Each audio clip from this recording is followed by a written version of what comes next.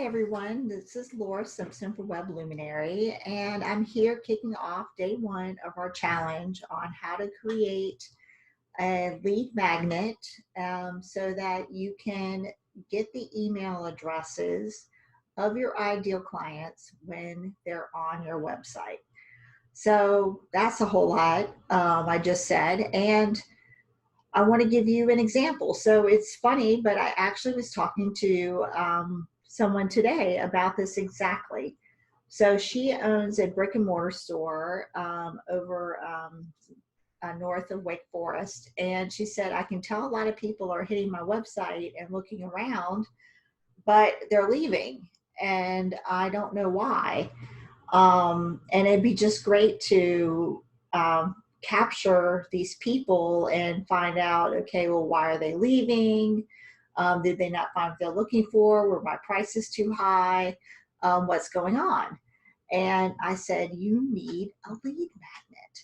And actually, the lead magnet that for her, which is it's much easier to come up with a lead magnet for a store that sells products, was just to create a little, click here, leave your email address, get your 20% off coupon.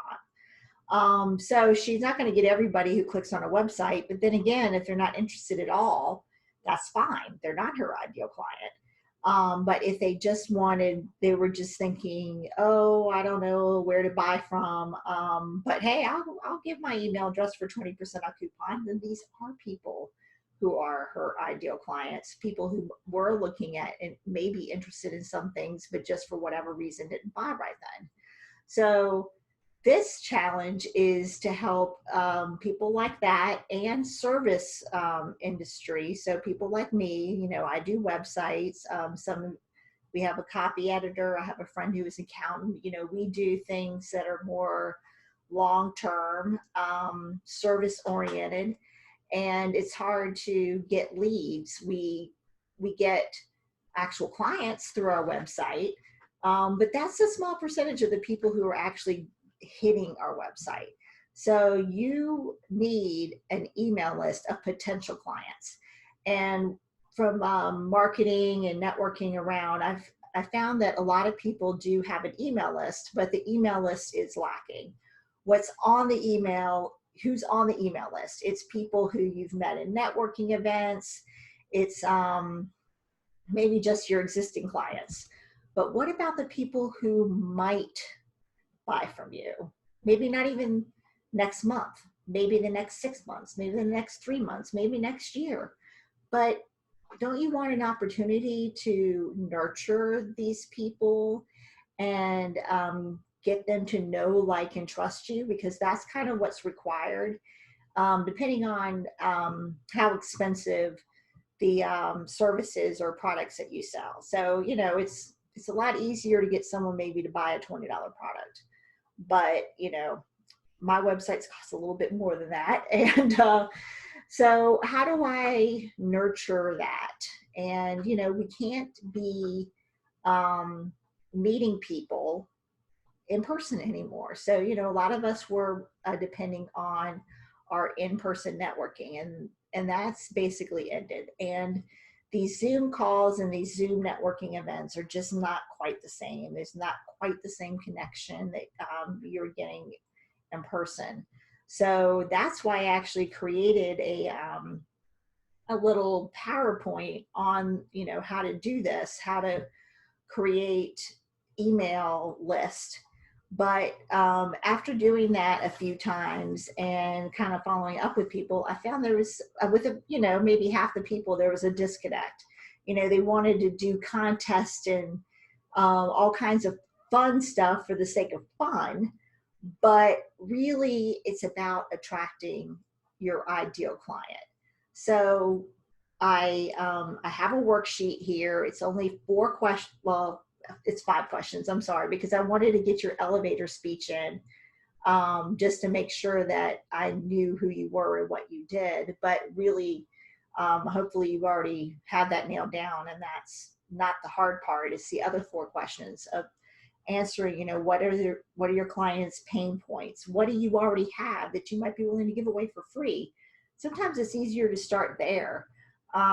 because you don't want this to take up so much of your time, but at the same, the same token, well, maybe if you already created this, it's because it is something that people have been asking for and want. So I'm going to give a couple examples, just verbal examples. Tomorrow and the next day, I want to be showing you examples, but I want to talk about some clients and people that I know and have worked with, and kind of what, where we were and where we got to, what I think, well, what we know in some cases is a better idea. So my first question is about, well, one of my first questions is, what do you already have and what you're willing to give away for free? But really what you need to think about is, what are your clients' pain points? And, for me, I have, my clients have different pain points. A lot of them are basically just overwhelmed with technology and they need a website. That's one pain point. Another pain point, which is, I'm seeing that people maybe not even realize that they have, is that they have a great looking website, but they're not actually getting any leads in from their website. So that's a pain point. And see, that's what I'm addressing right now. But I was talking to one of my clients, Steph. She's an interior decorator. And yes, I know, how can you have pain in interior decorating? But this is actually a great time to create a lead magnet. People are stuck in their homes, and maybe they're looking around going, I've never spent so much time in my house, and I'm kind of sick of it. So I came up with an idea of doing a design quiz on, find out your design style, and then she would tell you stores that were around here that people could shop at that would, match your style. And so, we talked about it. And then the next day she called me. She said, no, that's just, it's wrong. She said, for one, people aren't, most people are shopping online. For two, it's just doesn't feel like what my clients' actual pain points are. She said, my clients' pain points are about color, and they don't know what paint color to put on the walls. And they probably have owned homes before, painted it a color, maybe bought a bunch of paint, and then they're like, oh well, I love it, but hey, it's done. She has clients that are moving into new homes and just want it all painted before they move in so that they don't have to worry about it. And then there's other people like me who have been in their house over 10 years, painted one way, and their style's changed. And so I actually had her help me pick out a new paint color for my extra bedroom. So what she's going to do is come up with a list of her favorite paint colors with pictures and complementary colors. And the idea is that this is really her client's pain points. And she will be able to build her list not only from people around here, because that's really where she's based, but she's going to be able to expand into e-design and help people with their paint colors all the way in California. See, I've got San Francisco in my background.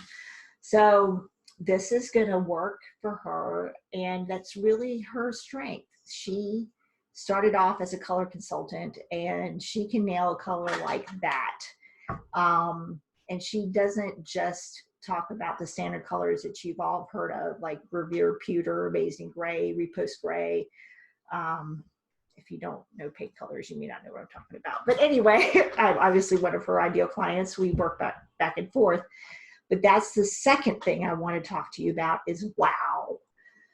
So, these questions, I don't necessarily think that you're going to wow people today. This is day one, but I want you to work towards, what wowing your ideal client. Now, you don't want to give away too much, but this is maybe where the group will be able to help, which is, these are questions I always have for your industry. So here's another great example of, I have a good friend who's in one of my WIN groups, and she's an insurance agent.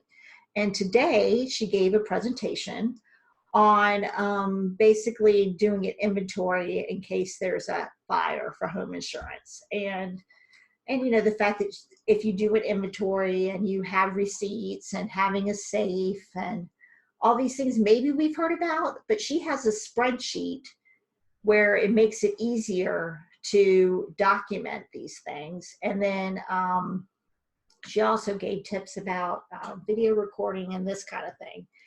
And then we asked a question, well, does she recommend any particular appraisers? Because, you know, I'm kind of weird about, like, say I have some jewelry. This is junk, by the way. But I have some stuff that maybe I don't want people to know I have. So I don't want to just have any appraiser come in. You know, these are family heirlooms. I don't have a receipt. Who does she recommend in an area? So that's the kind of bonus information that people might give their email address for. To think about going above and beyond, but it doesn't cost her that much time or money to come up with this list, and see how people will appreciate that she did do this and maybe give their email address for it. So just think about what little things can you give that aren't that much effort, that's kind of like, wow, thank you. You know, this brings that know, like, and trust factor. That's what this is all about. Once you get these email addresses, not only are you giving them this one freebie, you're going to keep in touch with them, you know, monthly, weekly, whatever you think, and you're going to build this relationship.